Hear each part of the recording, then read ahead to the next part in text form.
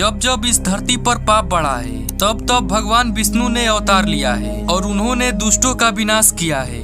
अब तक भगवान विष्णु के कुल 9 अवतार इस धरती पर हो चुके हैं। हिंदू पुराणों और धर्म ग्रंथों के अनुसार भगवान विष्णु का 10वां अवतार कल्कि अवतार के रूप में कलयुग में जन्म लेगा। दोस्तों 7 ऐसे महापुरुष हैं जो कल्कि अवतार की प्रतीक्षा में कलयुग में आज भी जीवित हैं और आज हम उन 7 चिरंजीवियों के बारे में बताएंगे और ये भी बताएंगे कि इन 7 महापुरुषों का कल्कि अवतार से कब और कहां मिलन होगा। दोस्तों इन सभी महापुरुषों की सूची में जिस चिरंजीवी महापुरुष का नाम सबसे पहले आता है वे है राम भक्त हनुमान जी। हनुमान जी को माता सीता ने चिरंजीवी होने का आशीर्वाद दिया था और बजरंग बली को भगवान श्री राम ने कलयुग के अंत तक धर्म और राम कथा का प्रचार करने का आदेश दिया था। हनुमान जी के जीवित होने के प्रमाण आज भी कई जगहों पर मिलते हैं।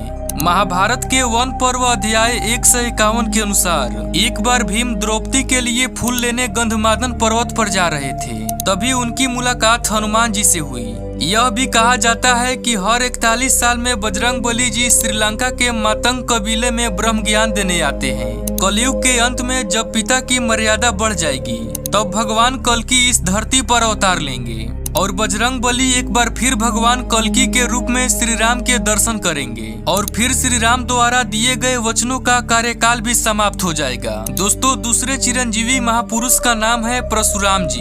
परशुराम जी भगवान विष्णु के 6ठे अवतार हैं। दोस्तों परशुराम जी पितामह भीष्म कर्ण और गुरु द्रोणाचार्य के भी गुरु थे। पौराणिक कथाओं के अनुसार परशुराम जी भगवान कल्कि के भी गुरु होंगे। महाभारत काल में उनका निवास स्थान महेंद्रगिरी पर्वत था और आज कलयुग में भी वे उसी पर्वत पर तपस्या में लीन होकर भगवान कल्कि के अवतार की प्रतीक्षा कर रहे हैं। तीसरे महापुरुष हैं राजा बलि। राजा बलि श्री हरि भक्त प्रहलाद के वंशज थे। उन्होंने अपने बल से तीनों लोकों पर विजय प्राप्त कर ली थी। पौराणिक कथाओं के अनुसार राजा बलि का अहंकार तोड़ने के लिए भगवान ने वामन अवतार लिया था। एक बार भगवान विष्णु जी राजा बलि के यज्ञ में शामिल हुए। यज्ञ के दौरान ही सभी ब्राह्मण राजा बलि से अपने लिए कुछ दान मांग रहे थे।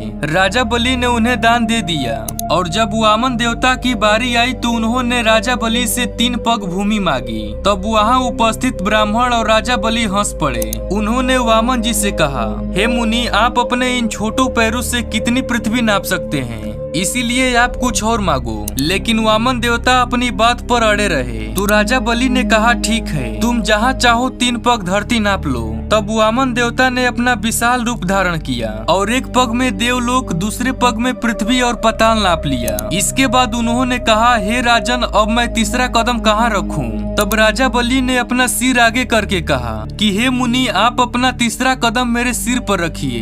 तब वामन देवता ने राजा के सिर पर अपना पैर रखा और उन्हें पाताल लोक ले जाकर सूतल लोक में स्थापित कर दिया, जहाँ वे आज भी अपनी मुक्ति के लिए भगवान का इंतजार कर रहे हैं। दोस्तों जब भगवान कल्कि अवतार लेंगे तब राजा बलि का उद्धार होगा। चौथे महापुरुष है राजा विभीषण। जब विभीषण के भाई रावण ने माता सीता का हरण कर लिया था तब उन्होंने अपने भाई रावण को बहुत समझाया कि वह भगवान राम से शत्रुता न करे, लेकिन रावण नहीं माना और उसने विभीषण को अपने राज्य से निकाल दिया। जब उनके भाई रावण ने उन्हें निष्कासित कर दिया तो उन्हें बहुत ही दुख हुआ और वे भगवान राम की सेवा में चले गए। यही कारण है कि भगवान श्री राम ने विभीषण को चिरंजीवी होने का वरदान दिया था, जो कलयुग के अंत तक जीवित रहेंगे। दोस्तों कलयुग में विभीषण कहाँ है ये तो कोई नहीं जानता, लेकिन इतना पता है कि इस युग में रहना ही उनका एक ही लक्ष्य है और वो है अपने प्रभु श्री राम से मिलना, जो कि कलयुग में कल्कि के रूप में अवतार लेंगे। 5वें महापुरुष हैं अश्वत्थामा।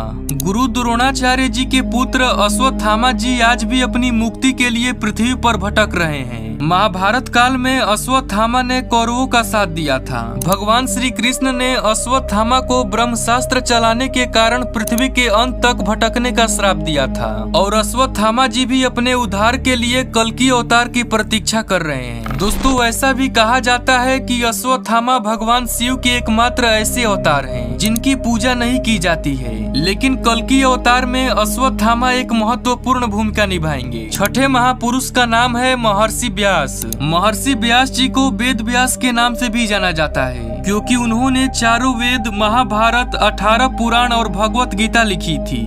महर्षि व्यास जी ने भगवान कल्कि के बारे में उनके जन्म से पहले ही शास्त्रों में लिख दिया था। वे आज भी इतने बड़े तपस्वी होकर तपस्या में लीन होकर भगवान कल्कि के दर्शन की प्रतीक्षा कर रहे हैं। दोस्तों, 7वें महापुरुष जी का नाम है कृपाचार्य। संस्कृत ग्रंथों में उन्हें चिरंजीवी बताया गया है। कृपाचार्य अश्वत्थामा के मामा और पांडवों तथा कौरवों के गुरु थे। कहा जाता है कि वह इतने महान तपस्वी थे कि अपनी तपस्या के बल पर उन्हें चिरंजीवी होने का वरदान मिला था। कलयुग में अधर्म का नाश करने के लिए कृपाचार्य भगवान कल्कि की सहायता करेंगे। दोस्तों, आपको ये वीडियो कैसी लगी मुझे कमेंट करके बताइएगा।